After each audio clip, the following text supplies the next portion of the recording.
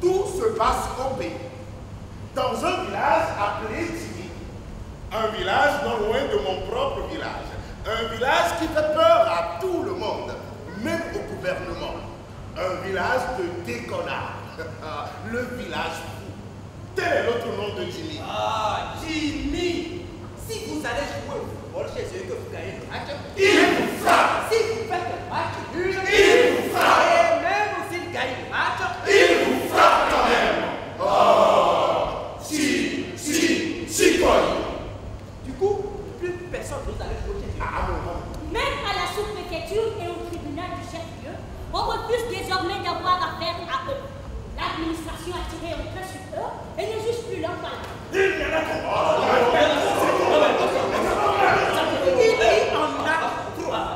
Je suis même sûr qu'à l'heure de vous parle, ils sont en train de se casser la gueule. C'est donc un village de cinglés. À Jimmy, il y avait un type qui faisait ouvertement la cour à la femme de notre type. Et avec eux, ce sont toujours des histoires de femmes. Des histoires de fesses. Le type qui cherchait... Des histoires de fesses. Des histoires de fesses. Bon, bref, le type qui cherchait la femme de l'autre s'appelait Dynamo. Dynamo parce qu'il attirait les femmes comme les mâts attirent les mecs. Le plus stupide dans cette affaire, c'est que les deux sont cousins. Et vous savez que chez nous, mon cousin n'existe pas. Ton cousin, c'est ton frère. Et tout Jimmy était au courant que Dynamo allumait la femme de son cousin et que le ventre était tout lui. Cela faisait mal au cœur du cousin. C'était comme si il avait été stérile. C'était comme si il avait été impuissant. c'était comme si tout le village le voyait nu.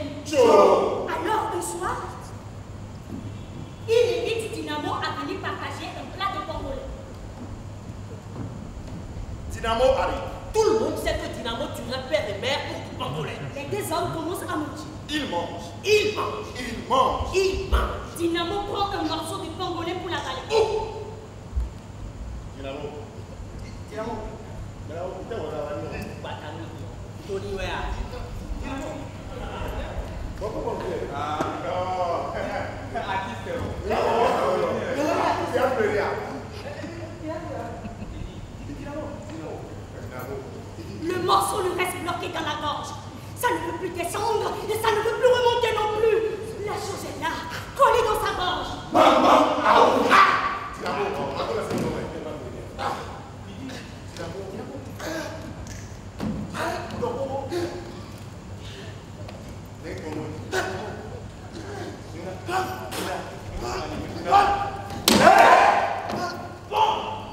Voilà.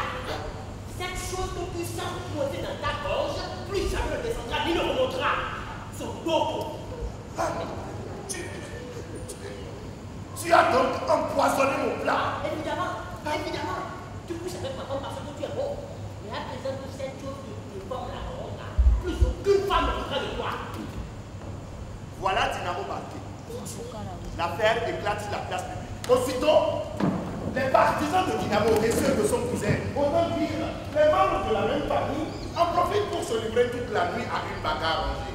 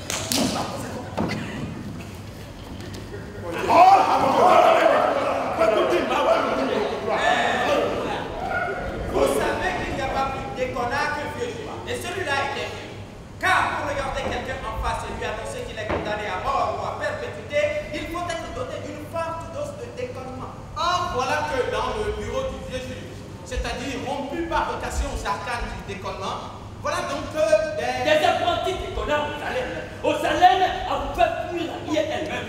des énergumènes. Des énergumènes, des individus. Dans la bouche du vieux juge, le mot individu constituait pour des raisons qui me sont toujours restées obscures jusqu'à ce jour une grave insulte. Bref. Voilà donc que des énergumènes, des individus venaient empester sa vie. Alors là, il a déconné. Il a déconné. Non mais il a déconné. Il a déconné avec cette véhémence à la fois théâtrale et sincère dont les avocats ont le secret. D'ailleurs, foutez-moi la paix. Je ne juge plus votre affaire. C'est quoi ça? Vous, les gens de Timmy, vous êtes trop fous. Je n'ai pas parce que vous êtes des pourvoyeurs qu'on ne doit plus dormir à votre présence. Non mais, merde à l'affaire. Attendez quoi? Attendez, ce n'est pas parce que tout le monde pense que vous êtes des déconneurs que vous êtes tenus d'emmerder tout le monde tout le temps. Hein? Merde! Merde! Et merde! Ignare que vous êtes. Espèce d'individu! Je dis bien, individu. Tout le monde dans la région est au courant de vos conneries maintenant. C'est quoi ça? Qu'est-ce que vous voulez à la fin? Hein? Qu'est-ce que vous voulez? Le sous-préfet lui-même se déplace. Vous allez recueillir vos doléances afin d'arranger vos cas d'intérêt pour l'AERA. Vous le lapidez. Le gouvernement vous envoie des bêtes. Vous arrachez de l'ignorance aux filets enfants là, vous les bastonnez. Mais Qu'est-ce que vous avez dans le crâne? Le vieux juge a conclu que désormais, on ne réglerait plus leur palabre au tribunal. Que ce sont toujours des histoires de femmes et d'envoûtement qui lui foutent la paix. Individu qui dépiste son bureau et qui ne le revoit plus.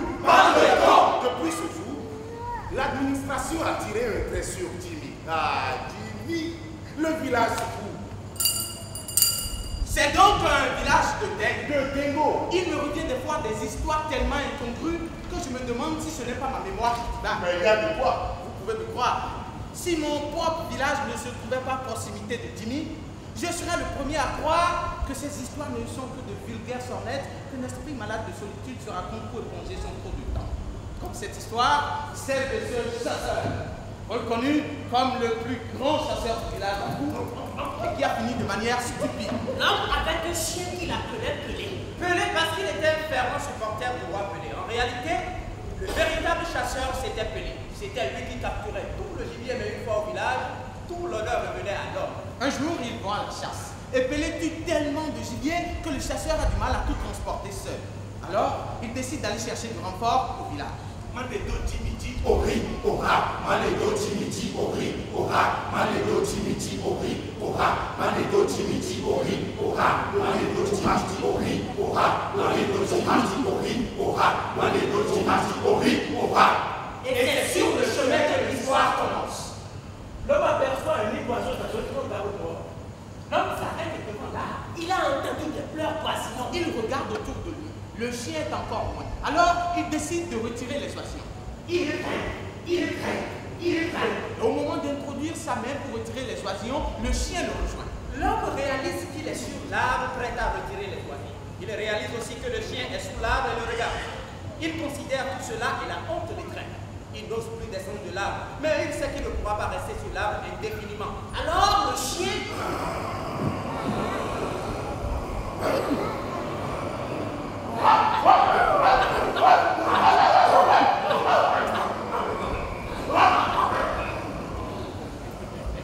N'es-tu pas satisfait de tout ce que j'ai bien tué pour toi? Tu ne parviens même pas à les transporter seuls. À quoi te serviront ces petits oiseaux? Qu'est-ce qu'ils t'ont fait? Qu'est-ce qu'ils ont déjà fait? L'homme est sur l'arbre. Il est silencieux. Il a honte et surtout, il a peur.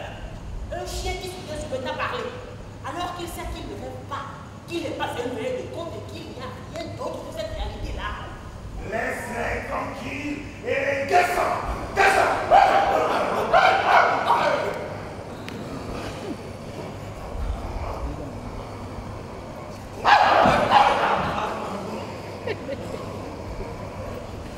Tu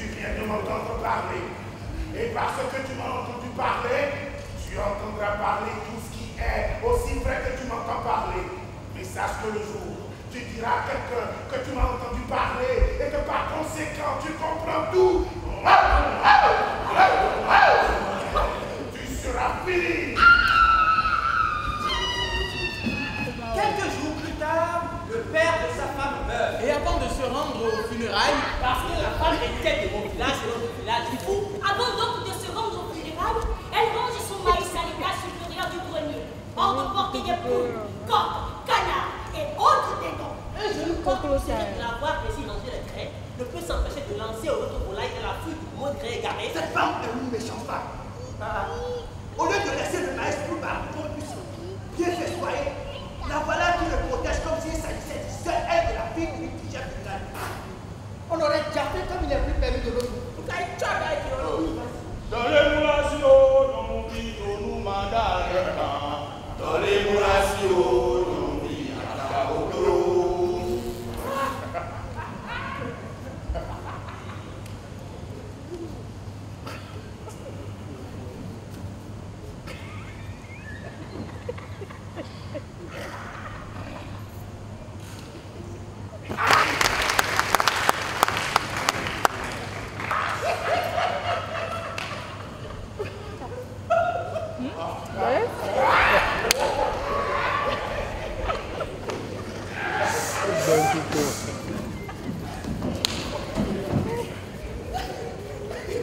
Regardez ses fesses. On dirait derrière des voitures Volkswagen.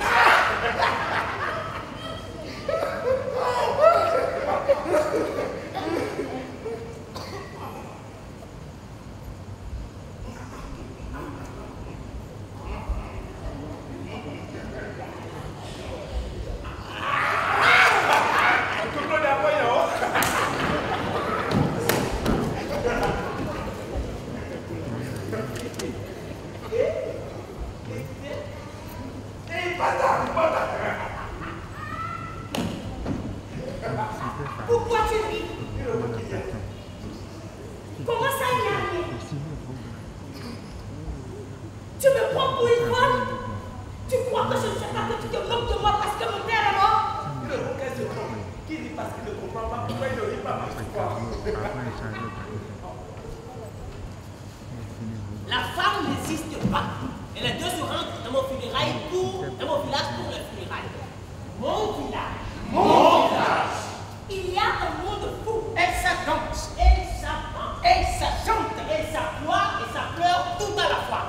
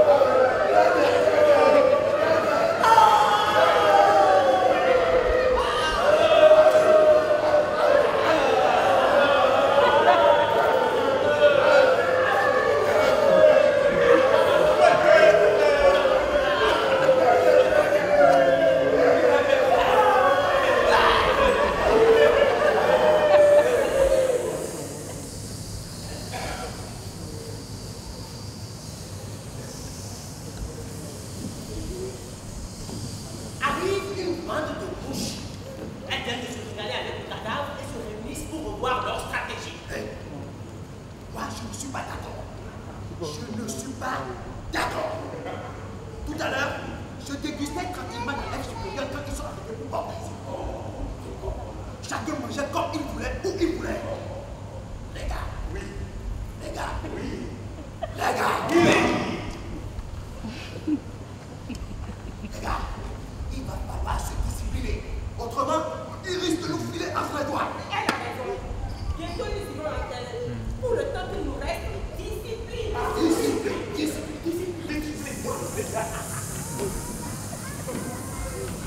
Les gars, désormais, on attaque tous par les droits.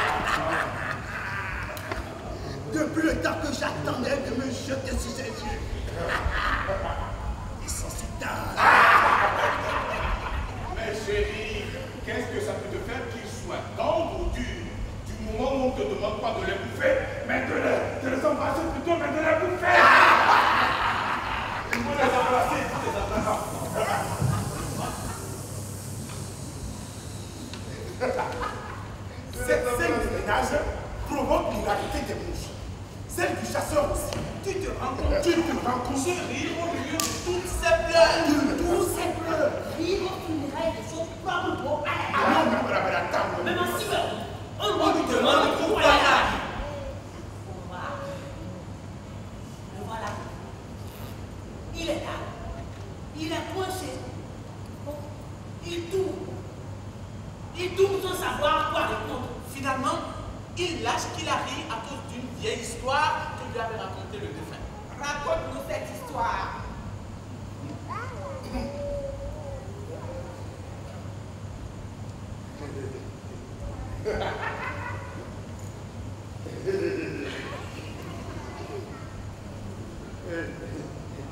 Il dit que le défunt lui a dit que son père lui a dit que son cousin lui a dit que je lui vivais avec un ami.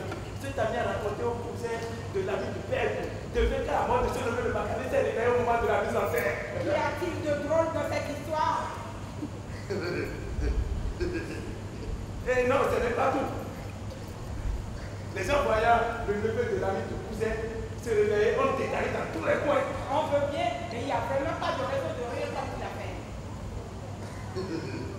Le chasseur répond que le cousin de l'ami, enfin bref, le cadavre s'est mis à le poursuivre. Et alors, il a fini par rattraper le chef du village qui a pissé dans son caleçon. Et après?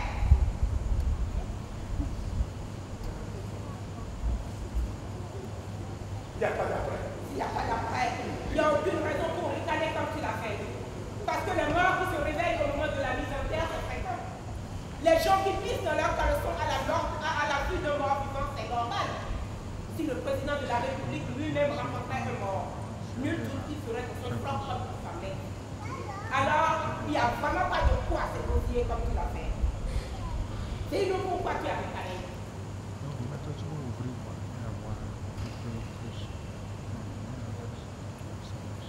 C'est la question qu'il est en train de se poser lui-même. Il n'y a aucun mal à se poser la question. Cependant, on peut se la poser sans pour autant ajouter tout c'est trop. Je reconnais qu'effectivement l'histoire n'est pas drôle, alors qu'elle est censée l'être. Et ça me fait toujours rire. Ah, et c'est au funérail de ton propre beau-père que tu t'en rends compte. Oui. En réalité, depuis le moment, cet interrogatoire commençait à lui courir sous le haricot. Et le décollage en lui entrevoyait avec délectation la bataille qui pouvait planter au corps de cet ensemble éploré. Oui. Ce qui doit être hilarant et qui finalement ne l'est pas, me fait toujours rire. Menteur! Il ment! Depuis l'annonce du décès de son père, son mari n'a pas cessé de se moquer d'elle. En réalité, il se moque d'une femme qu'il a toujours détestée. Le chasseur qui, au fond, ne s'attendait qu'à une telle réaction pour s'autoriser à foutre le bordel chez moi, sort de cette. Le cadavre, je m'en fous. Hein? Oui, je m'en fous. Si le président de la République me mettait mort et que j'avais envie de rire, je l'aurais fait. Parce que je n'ai peur de personne. Donc si j'avais ri à cause du cadavre, je l'aurais reconnu. Menteur! Tu continues de mentir! Et blanc, total. La gifle? De la forte communauté des gens du village sont venus apporter leur soutien à la famille disparue. Quelqu'un se lève et dit que le chasseur a eu tort de gifler sa femme, même si la femme est sa femme. Je m'en fous 3 fois. Même s'il avait été question de la femme du président, ou du bon Dieu lui-même, et que cette dernière m'avait traité de menteur, j'aurais insulté le père et la mère de la femme du bon Dieu jusqu'à déchirer ses amis et la foutre. Je n'ai peur de personne. Comme le chasseur, les gens venus du village furent habitués à une vie trépidante et compulsive commençaient à s'ennuyer. Et cherchaient depuis quelques instants une occasion pour provoquer un déraillement qui aurait démoralisé même une troupe de pompiers. Peu à peu, le décollement finit par prendre. Décollement sur décollement. Les voilà qui décollent dans mon village. Quant aux miens tétanisés par leur réputation, aucun n'ose lever le double territoire. Ils sont devenus des étrangers dans leur propre village. On les laisse donc décoller entre eux jusqu'à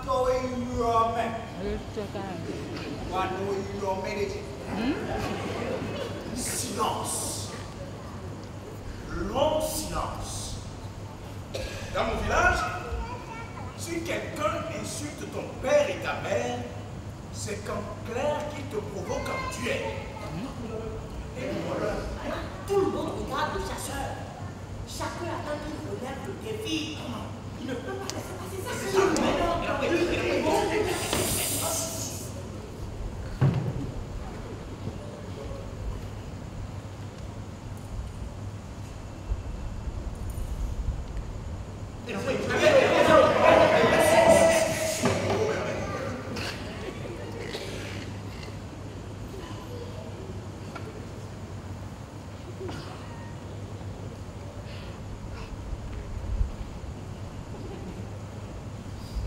Quel est le fils de bâtard qui a proféré une telle insanité?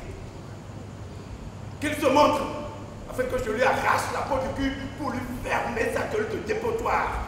C'est moi qui ai insulté ton père et ta mère.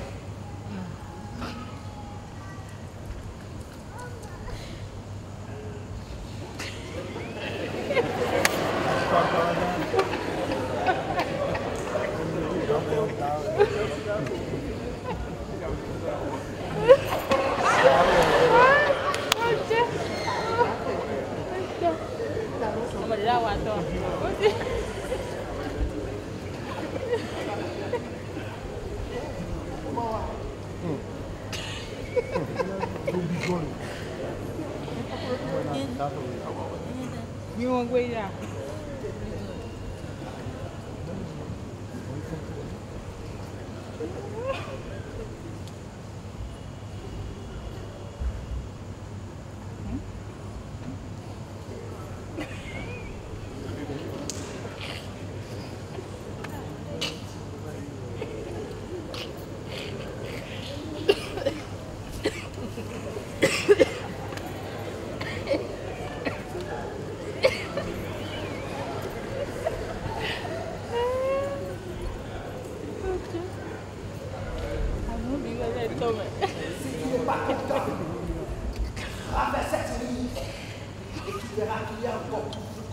C'est un homme de droit, l'homme de Gaspard, un homme très grand, le plus grand du village, plus de 2 mètres de muscle et d'os. Le chasseur regarde mon homme. Il remarque qu'il est très grand et que visiblement c'est une brute. Il regarde ses mains. Elles sont grandes, larges et puissantes. Il regarde ses pieds. Ils lui paraissent gigantesques et solidement accrochés à la terre. À présent, le chasseur sait que s'il traverse cette ligne, mon oncle lui casse la figure.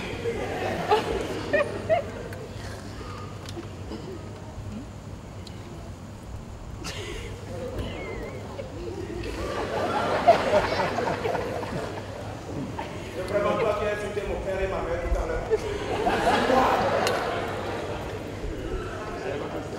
Moi, ben toi.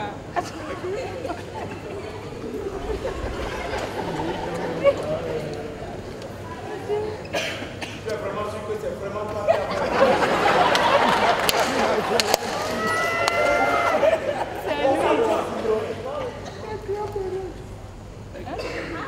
Ta mère est la dernière des traîtres.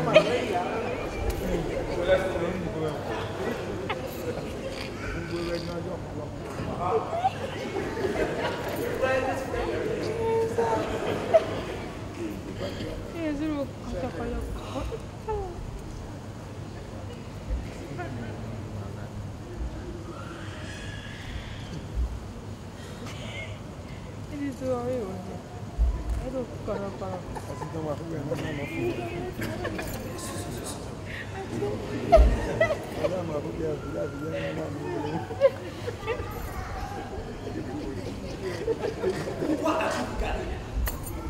Ah non, Pourquoi as-tu ricané? Dis-le à l'assemblée. Le chasseur ne peut plus reculer. Alors il révèle ce qui lui est interdit de révéler. Carlos, qu'est-ce qui lui est interdit? Le chien lui avait interdit de révéler tout ce qu'il pourrait attendre pour voir à Loudon. Il dit qu'il comprend toutes choses, provoquant l'hilarité générale. Vous pouvez vous moquer de moi.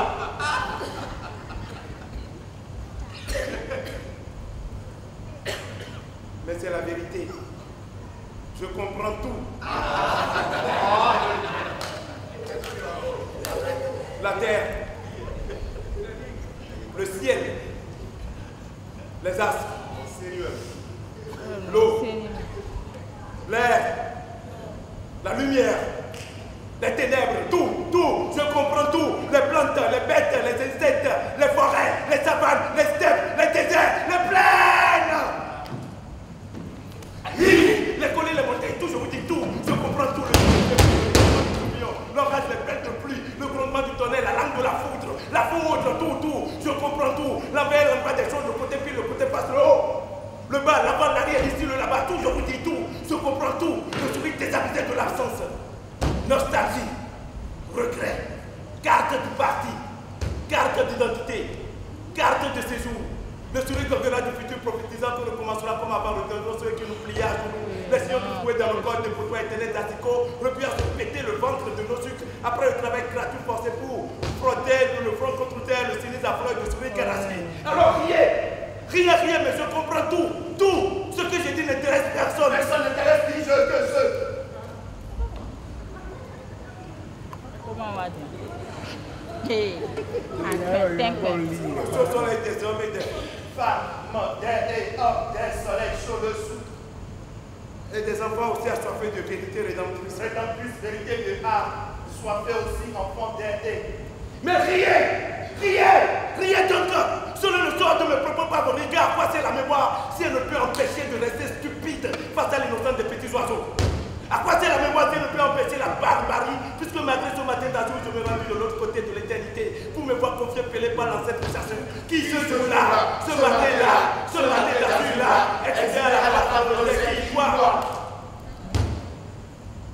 Le lait blanc maculé de la virginité de l'aimé, la chasseresse après la fornication à poussière de la damnation dont seul est sorti interpellé dans tout l'éclat de sa splendeur pétré par les voies de l'imaginaire. Oui, premier, lui seul, assis sur la chair au-dessus de la femme de notre déchéance. Parce que lui seul se souvient à tout moment du premier, la parole salvatrice qui tel le héros ne cesse de clamer à la tête de notre âme, que nous ne devons pas nous laisser entraîner par nos émotions fréatées dans la France pour qu'elle nous mette en valeur. Au contraire, c'est nous qui devons sauver la France par le poème de notre vie. Tout cela je le sais, car je comprends tout, puisque malgré ce matin d'azur. Vous pouvez vous moquer de moi, mais c'est la vérité. Je comprends tout. La terre, le ciel, les astres, l'eau, l'air, la lumière, les ténèbres, tout, je comprends tout.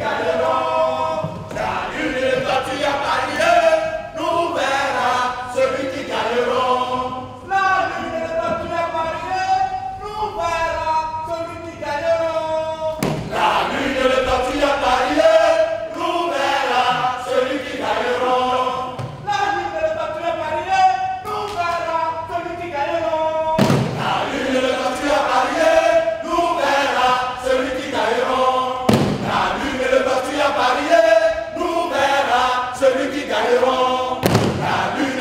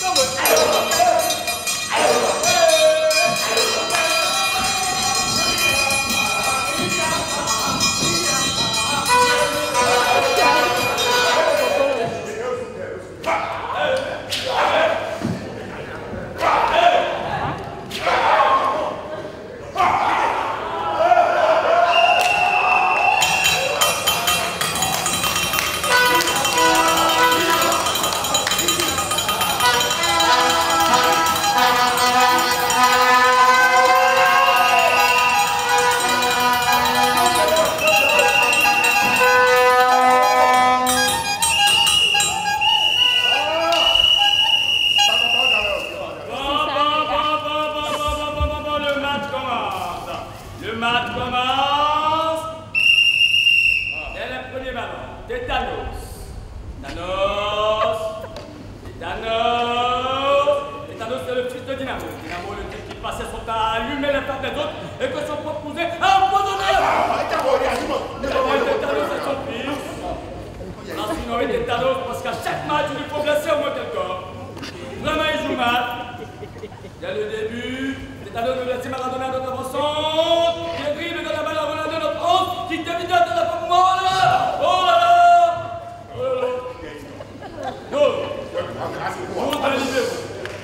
Ah oui, je ne sais pas si vous avez parlé de 12. 12 n'est pas son vrai nom. On l'a surnommé ainsi à cause de son truc. Il paraît que quand il attrape une femme, non seulement il crie, mais c'est 12 pour rien.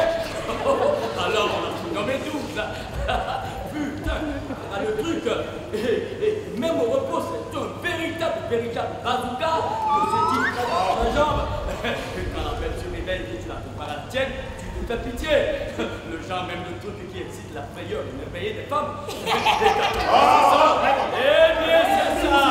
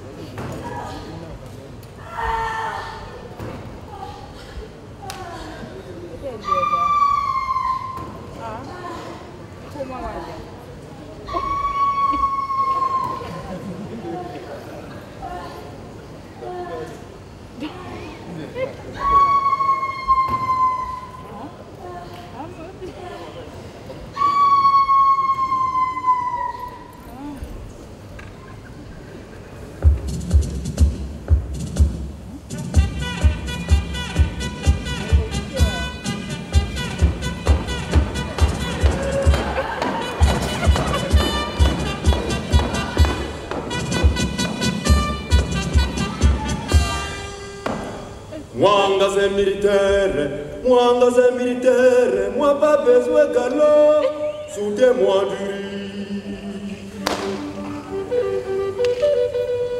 Serza Masamba, trayer mon sac à prendre mitsotsu, la guerre pour moi, vous cherchez vos soros. Isatara, tata, mga katrema sir friends at yung pakuwali mani, komanda ka fwa, minakulukuha ni mutu. Bendo ba militaire, mutu sakana, tukuri puerto.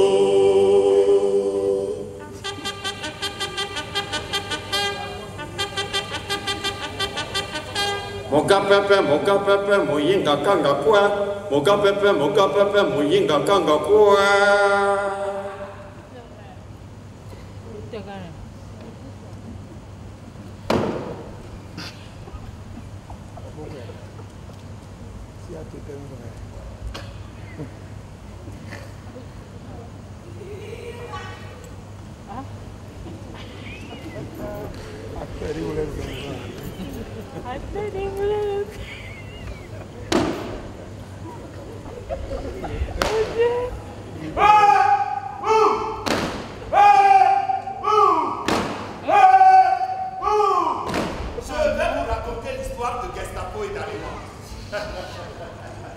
Gestapo, une femme du village fou qui a épousé allemand un homme de chez moi. Oh, Gestapo, une véritable diablesse cette femme. Une déconnarde dont la mère, une sorcière remontée de son temps, était la nièce même du père de tout.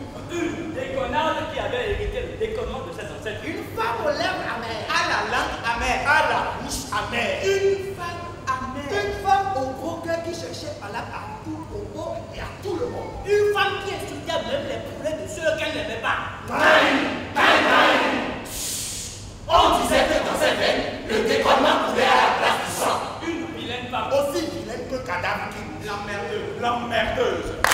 L'homme de chez moi avec qui elle s'était mariée était un ancien clairon des troupes françaises qui se faisait appeler Allemand. Dans la foulée, il avait surnommé son emmerdeuse de femme Gestapo. Cependant, très peu de personnes acceptaient de l'appeler ainsi pour une raison fort simple.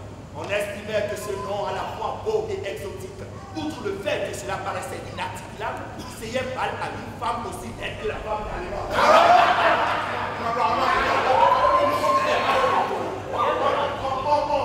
On l'appelait donc invariablement La folle ou la sorcière. Devant la case d'Allemand flottait le drapeau français qu'il saluait tous les lundis en chantant la Marseillaise.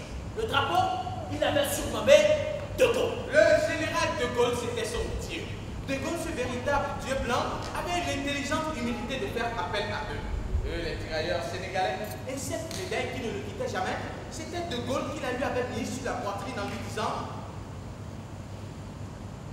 voilà, bien. Parce que toi, Boulanger. Pour lui, la France, c'était De Gaulle. Voilà pourquoi le drapeau tricolore s'appelait De Gaulle. Mais l'Allemagne, c'était autre chose. L'Allemagne, c'était le courage, la vaillance, la ténacité, la discipline. Ah, discipline des Allemands. C'est ce qu'il admirait le plus chez les Allemands. Dans sa case, il y avait 3 cabines. Et chaque fois qu'il voulait saluer quelqu'un, il le faisait avec le salut hitlérien. Hitler, connaît pas. Il avait décidé de s'appeler allemand parce qu'il estimait que son propre courage n'avait d'égal que celui des Allemands. Allemand était le 7e mari de la femme avec. Mais ils avaient fini par casser eux aussi. Une affaire terrible que personne n'a encore oublié chez moi. Ce jour-là, alors qu'il est son Gestapo constata qu'Allemand était absent. Elle savait que son mari jouait une fois encore au ludo chez le chef du village. Allemand avait en effet un vice. Il adorait jouer au ludo. Parce que sa femme supportait très mal. De fait qu'il disait, et tout Allemand était effectivement là à et il jouait. Il secouait énergiquement la boîte contenant le dé et invoquait un à son secours.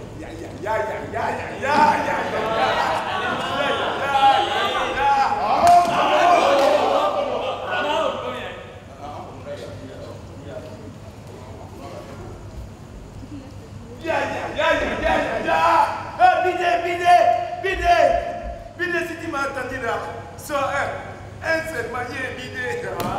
Bidé, c'est moi, le man qui pelait toi. Bidé, mon série, Bidé, mon bisou, Bidé. Ya.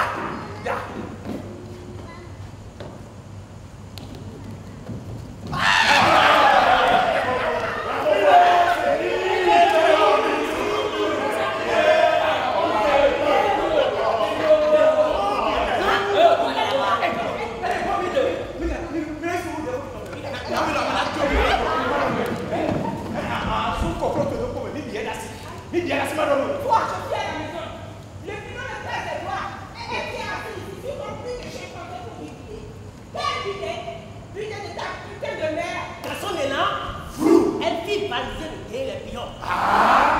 Et avant qu'Allemand ait eu le temps de réaliser ce qu'il lui arrivait,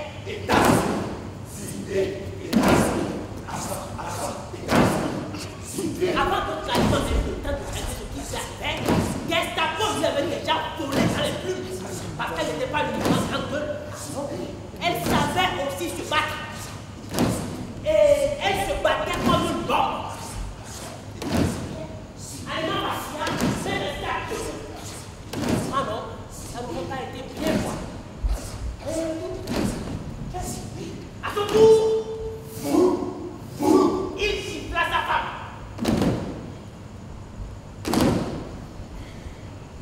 Elle s'écroula.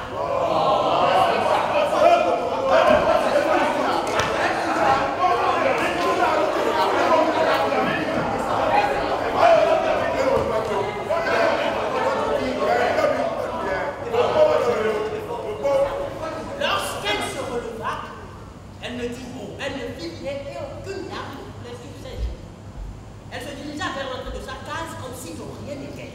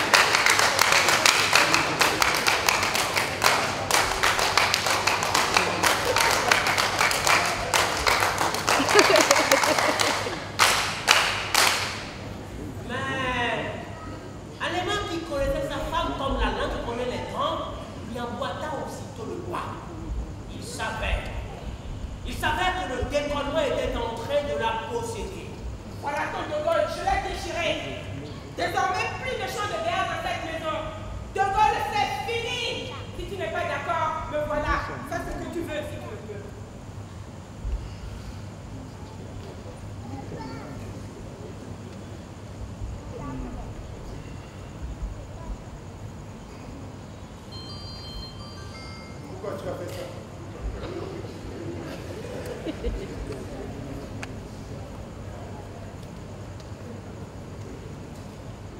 Pourquoi tu as fait une chose pareille?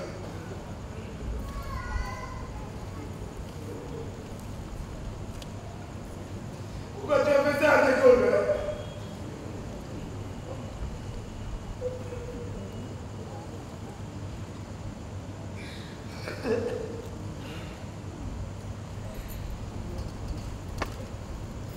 Moi je t'ai sifflé, mais qu'est-ce qu'il t'a fait, Michel?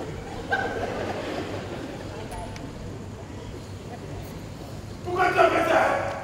Pourquoi tu as fait ça à quelqu'un que tu ne connais pas? À quelqu'un que tu n'as même jamais vu? C'est faux! Quand De Gaulle, je le connais. Tu m'avais demandé de t'accompagner. De Gaulle, pour lequel on ne peut même pas respirer à Jimmy. Il ne t'a même pas jeté le moindre coup d'œil. J'espère que ta mémoire de hier s'en souvient.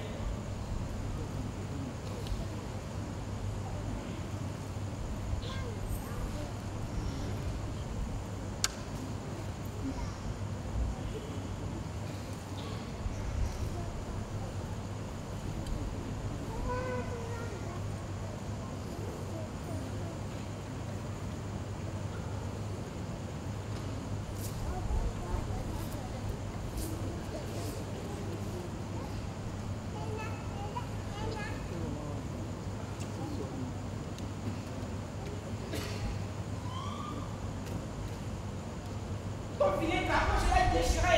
Si tu n'es pas content, fais ce que tu veux.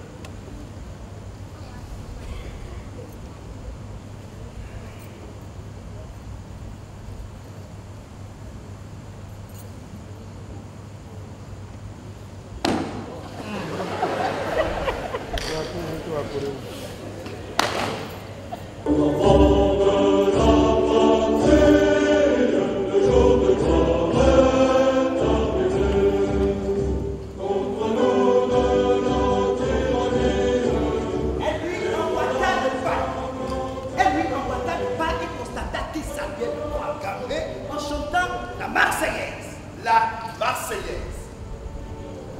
C'est sa chanson, son chant de guerre, son chant de courage. Il va en faire une bouille de sa femme, c'est clair. Allemand s'apprête à causer du pays à Gestapo. Pourtant, la femme aux lèvres amères, pas impressionnée pour un sou, continuait à insulter Allemand. De Gaulle, le père et la mère de la France. Bref, le drame est terminé. Et chacun attendait avec une curiosité passablement malsaine qu'il se dénoie. La foule allait être comblée.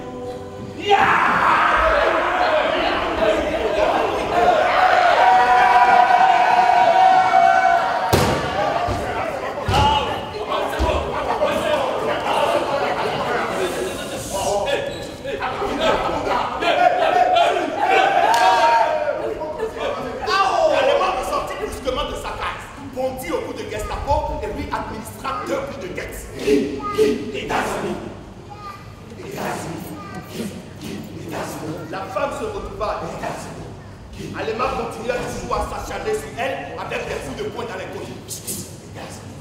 Personne n'osait les séparer. Chacun était content de voir la femme à la beauté de cadavre qui louche récolter ce qu'elle avait sur lui. Les yeux fermés, les dents serrées, Allemand cognait toujours. Il cognait, il cognait, il cognait, il releva Gestapo complètement groggy pour la gratifier de 3 autres coups de tête. La carte sourire de la femme éclata. Allemand avait complètement perdu la boule.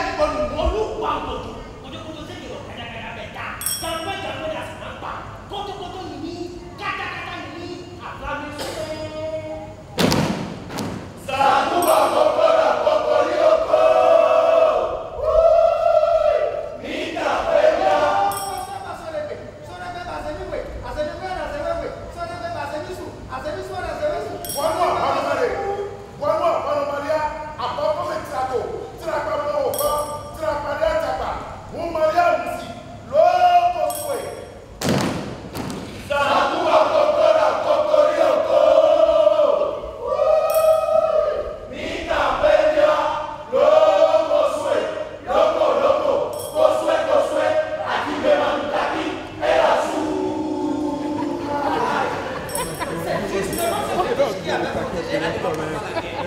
Il protège contre tout. C'est une sorte d'assurance pour risque. Mais ce qui le rendait encore redoutable, c'était son côté. Quiconque le bafoue est perdu d'avance. Aucune femme ne devrait toucher l'Okosue. Or, voilà que Gestapo menaçait de briser ce fétiche qu'aucune femme ne devrait toucher. On savait que Alema était perdue. Elle est donc venue de son village de fou pour tuer Alema.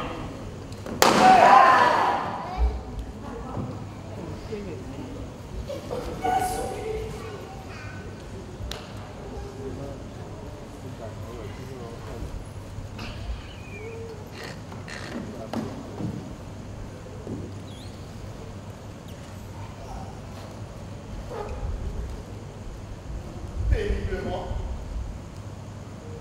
il rampa jusqu'à la tasse.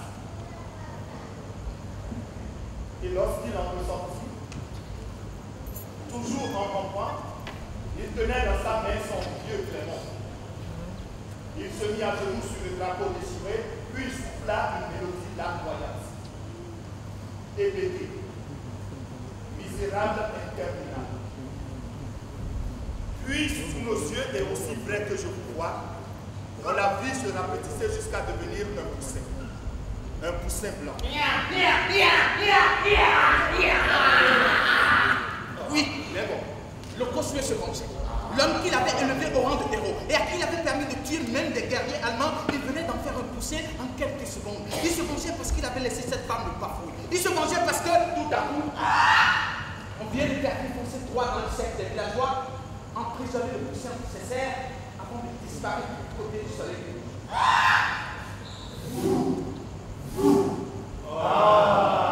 l'Okosue. L'Okosue se vengeait.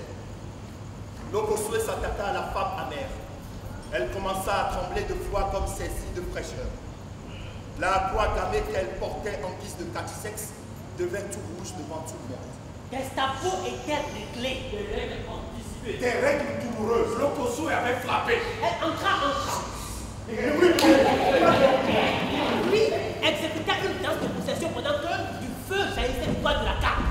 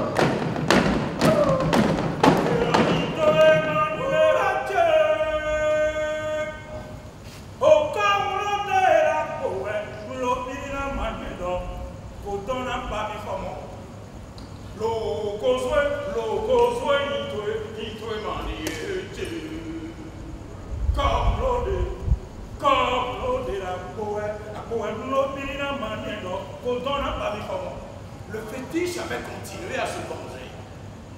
Un vent de panique parcourut la foule. Après la panique, l'on s'organisa pour combattre l'incendie.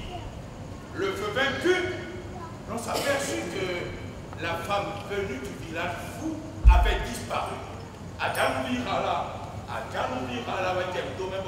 Encore. La Concaboroko, Conasua Carabataga, Nanga, Quadroni,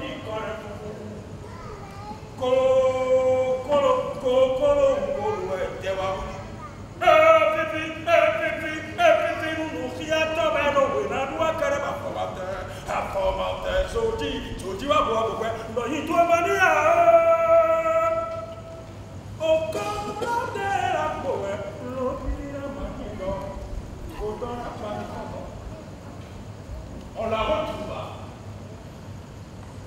On la retrouva le lendemain matin sur le chemin des champs.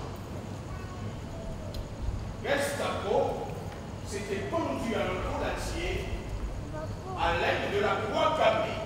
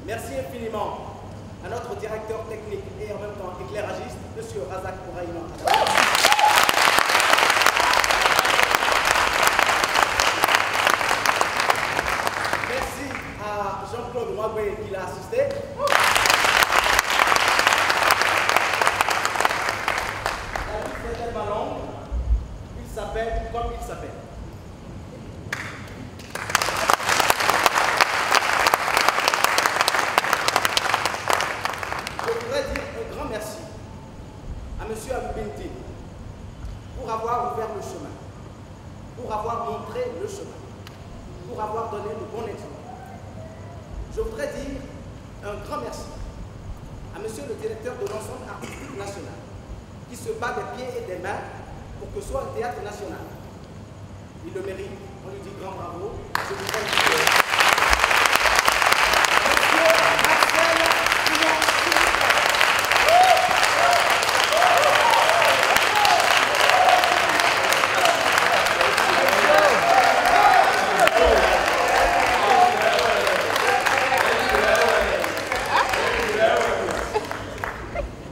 Merci beaucoup, chers artistes. Je crois que notre ministre Paul Roubin, je vous dis merci. Il devait être là. Avant que vous ne commenciez, je l'ai appelé parce qu'il est en mission et il m'a dit, je vous rejoindrai. J'espère qu'il viendra, peut-être quand on serait parti. Mais je suis persuadé qu'il est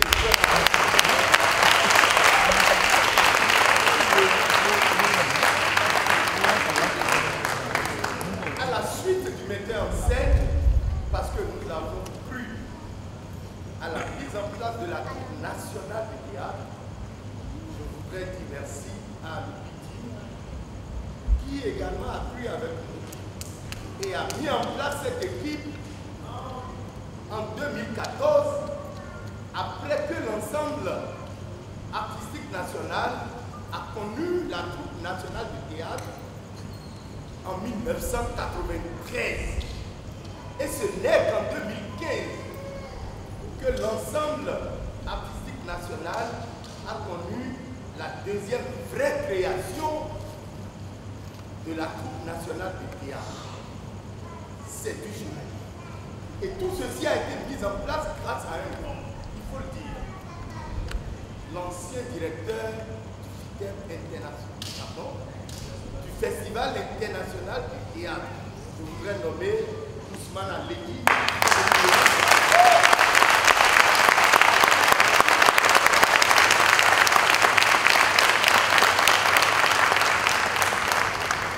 C'est sûr que ça n'a pas été facile. Ça a été très difficile. Il nous a offert son espace lors du casting de ces merveilleux et braves comédiens. Un grand pour eux,